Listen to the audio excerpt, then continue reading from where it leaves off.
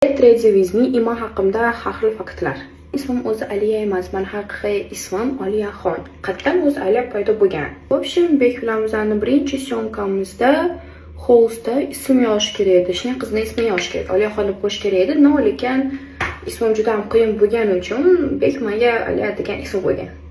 Yoshim ko'pchilik so'rashadi, lekin men sizga gapirim yoshim aytolmayman. Lekin men hali 20 ga to'lganim yo'q. Birinchi sinfdan beri rus maktabida men o'qiganman va aytgancha maktabimni men 5 marta almashtirganman. 7 yoshimdan 10 yoshimgacha modellikka borib model bo'lganman, lekin keyin obstoятельств bu ishni men yo'q qilganman. Undan keyin esa bloger bo'lmoqchi bo'lganman va o'zga ijara olganman. 11 yoshimda, конечно. Va 14 yoshimda esa yana modellikka borganman, lekin undan keyin yana zaporos qilib bormay qo'ydim. 15 yoshimda aktyorskiy kursiga borishni boshladim. Aytgancha men go'shtni umuman yeyolmayman, prям yomon ko'raman bor go'sht va fruktlar